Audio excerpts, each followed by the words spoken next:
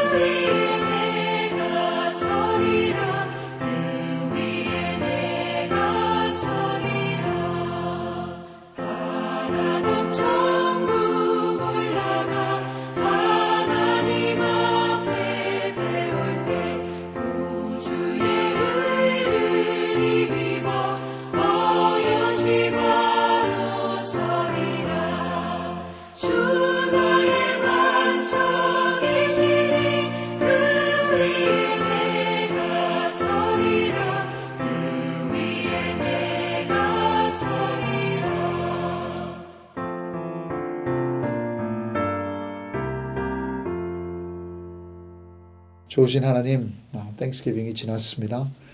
그래도 오늘 감사할 제목들이 너무나 많습니다. 무엇보다 하나님 말씀을 이렇게 자유롭게 오픈할 수 있다는 것, 이걸 통해 우리가 우리의 영혼이 사는 줄 믿습니다. 오늘도 주님의 음성 듣는 시간 되게 하여 주시고 어느 때보다도 주님과 동행하는 하루 될 수 있도록 우리를 인도하여 주시옵소서. 예수님의 이름으로 기도드립니다. 아멘.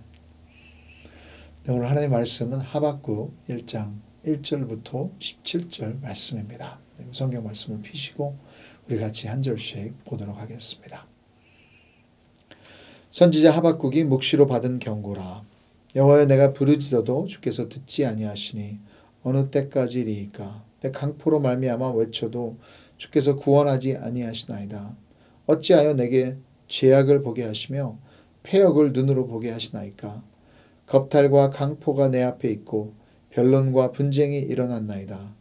이러므로 율법이 해이하고 정의가 전혀 시행되지 못하오니 이는 악인이 의인을 애워쌌으므로 정의가 굳게 행하여 짐이니이다. 여호와께서 이르시되 너희는 여러 나라를 보고 또 보고 놀라고 또 놀랄지어다. 너희 생전에 내가 한 가지 일을 행할 것이라. 누가 너희에게 말할지라도 너희가 믿지 아니하리라. 보라, 내가 사납고 성급한 백성 곧 땅이 넓은 곳으로 다니며 자기의 소유가 아닌 거처들을 점령하는 갈대아 사람을 일으켰나니 그들은 두렵고 무서우며 당당하고 위험이 자기들에게서 나오며 그들의 군마는 표범보다 빠르고 저녁 이리보다 싸나우며 그들의 마병은 먼 곳에서부터 빨리 달려오는 마병이라. 마치 먹이를 움키려 하는 독수리의 나름과 같으니라.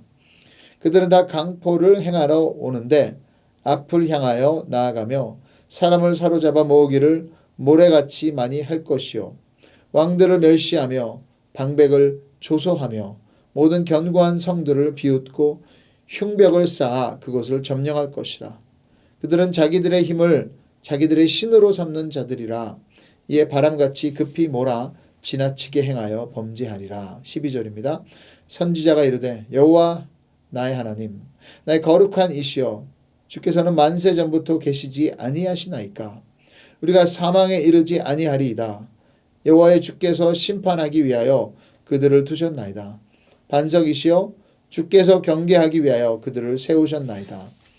주께서는 눈이 정결하심으로 악을 참아 보지 못하시며 패역을 참아 보지 못하시거늘 어찌하여 거짓된 자들을 방관하시며 악인이 자기보다 의로운 사람을 삼키는데도 잠잠하시나이까.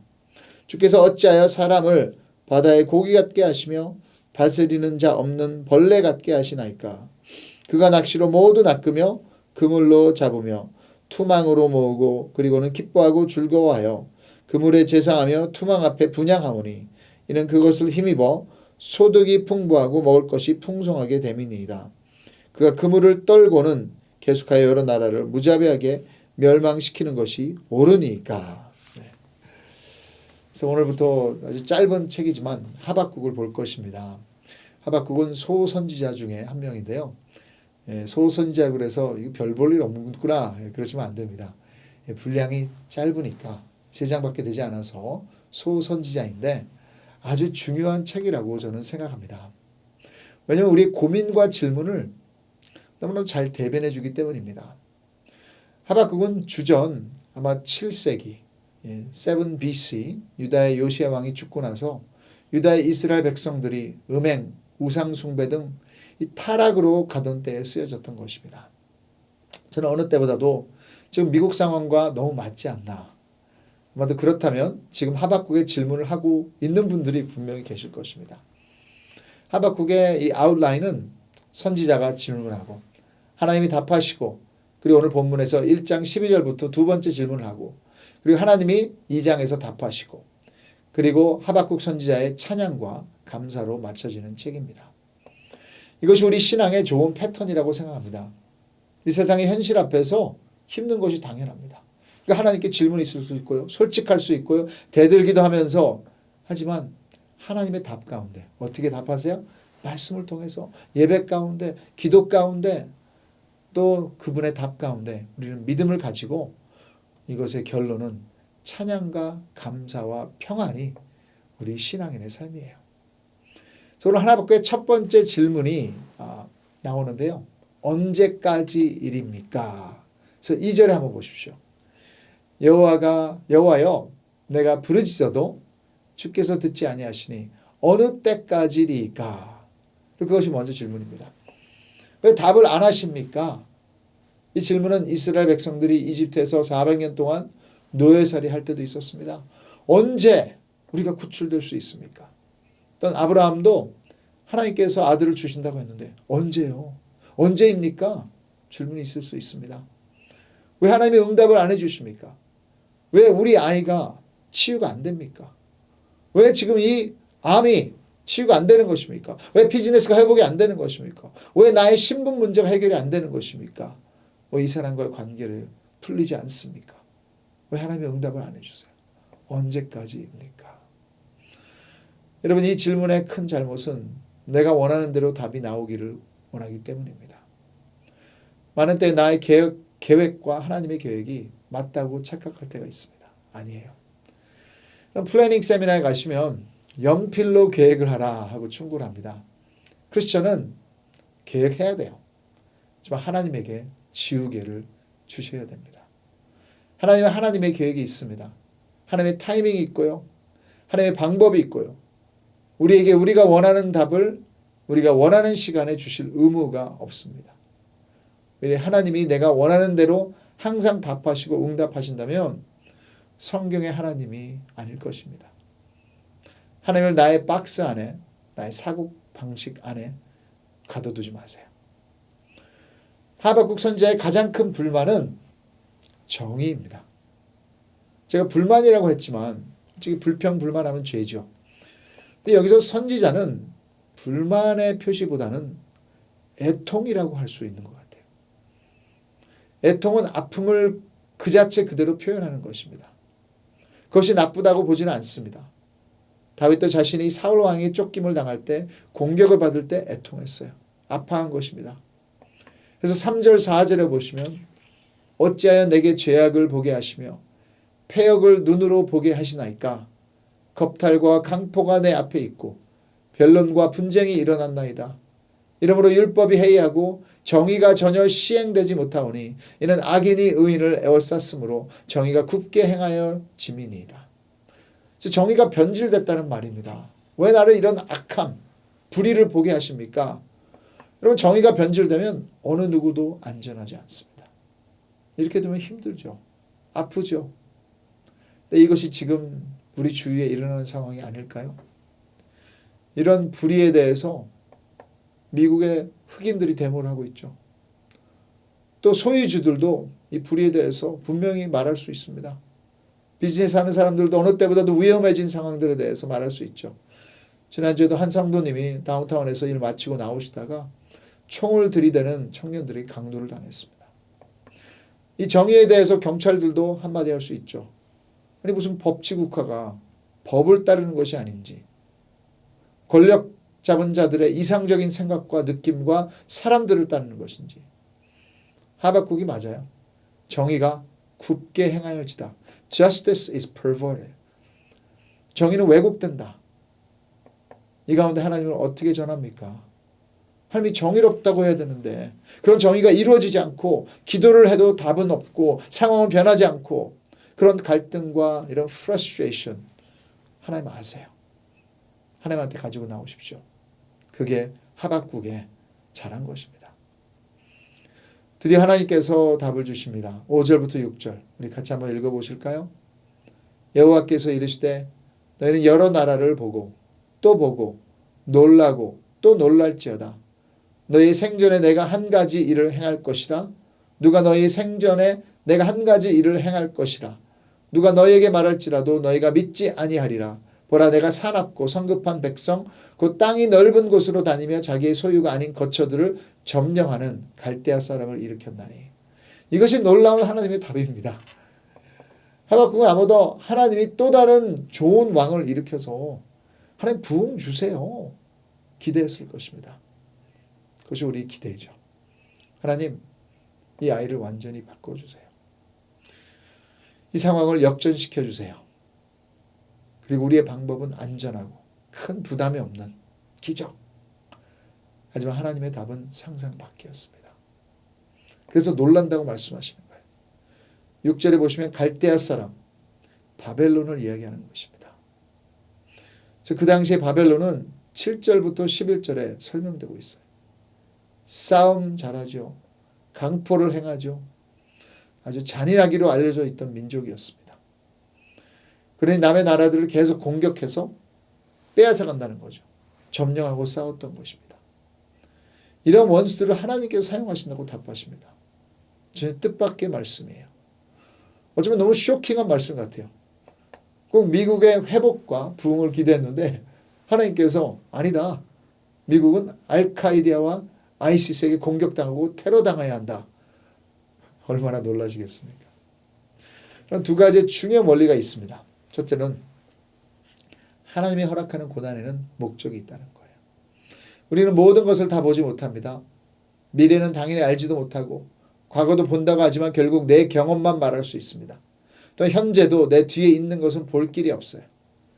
무슨 이야기가 오고 가는지 내 마음속에 어떤 상처가 어떤 문제점이 자리 잡고 있는지도 정확히 하지 몰라요. 그런데 하나님은 완전하십니다. 완벽하십니다.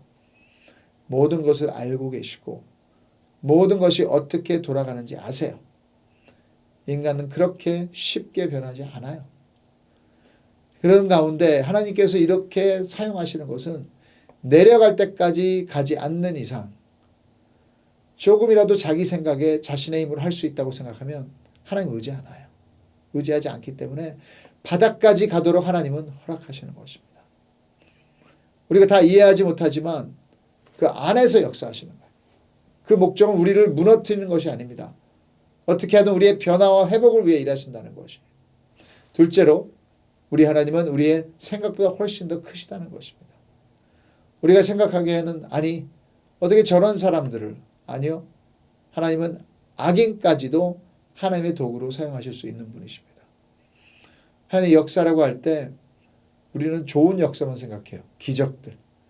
그런데 하나님의 역사 계획 안에는 하나님의 심판도 있다는 것 아세요? 영원한 심판은 우리가 감당하지 못하겠지만 하나님의 백성들이 불순종과 악함을 계속한다. 히브리서 12장에 하나님은 좋은 아버지이시기에 우리를 징계하신다고 하셨습니다. 징계라는 것을 모를 수도 있어요. 우리 하나님은 내가 예측하며 나의 기대와 소원을 이루기 위해서 존재하는 분이 아니세요. 오히려 반대로 나의 소원이 아니라 그분의 뜻을, 그분의 소원을 위해서 모든 것을 움직이시고 계십니다. 그래서 지금 바닥까지 내려간 형제 자매가 있다. 불가능한 상황 아닙니다. 지금 이때가 하나님이 보여주시는 메시지가 있습니다. 받으시기를 바랍니다. 두 번째 질문을 하박국 선지자가 12절에 합니다. 같이 읽어보실까요? 선지자가 이르되 여호와 나의 하나님 나의 거룩하시니요 주께서는 만세전부터 계시지 아니하시나이까 우리가 사망에 이르지 아니하리이다. 여호와여 주께서 심판하기 위하여 그들을 두셨나이다. 반석이시여 주께서 경계하기 위하여 그들을 세우셨나이다. 하나님에 대해서 흔들리지 않는 신뢰를 보입니다. 하박국은 하나님에 대해서 의심하지 않아요. 그러니까 솔직하게 다 말할 수 있는 거예요. 13절에 주께서는 눈이 정결하심으로 악을 참아 보지 못하시며 패역을 참아 보지 못하시거늘 어찌하여 거짓된 자들을 방관하시며 악인이 자기보다 의로운 사람을 삼키는데 잠잠하시나이까. 하나님이 바벨론 사람을 사용하셔서 유다 이스라엘 백성을 심판하신다고 했는데 하박국은 어떻게 악인을 사용하셔서 의인을 힘들게 하시는 것을 보고 계실 것입니까? 아니 정의로운 좋으신 하나님 아니세요? 하고 애원하고 논리적으로 하나님을 설득하려고 하고 있습니다. 그럼 저도 불의를 보면 속에서 화가 납니다. 그 힘없는 사람들이 정치판에서 희생양이 될 때 무고한 사람들이 강도당하고 정의의 이름 앞에 자신들의 것을 빼앗길 때 화가 나요. 왜 악인이 의인을 힘들게 놔두십니까? 아니 하나님 좋으시잖아요. 왜? 거기에 대한 답은 2장에서 나와요. 2장 4절이 아주 중요한 핵심 구절입니다. 한번 같이 보실까요? 2장 4절 같이 한번 읽어보겠습니다. 보라 그의 마음은 교만하며 그 속에서 정직하지 못하나 의인은 그의 믿음으로 말미암아 살리라. 결국 하나님의 답은 누가 의인이냐? 이스라엘이 착하냐? 여러분 불의 앞에서 분노하지만 누가 의인입니까? 우리가 의인입니까? 우리 항상 정의롭게 공평하게 평등하게 했습니까? 아니요. 여기에 대한 답도 우리 자신도 올바르지 못했습니다. 그러기에 오늘 우리가 해야 할 것은 회개입니다. 오직 의인은 내 것을 자랑하고 하나님 앞에 내놓고 정당하다고 할 수 있지 않습니다. 우리 모두 다 부족한 죄인인데 오직 믿음으로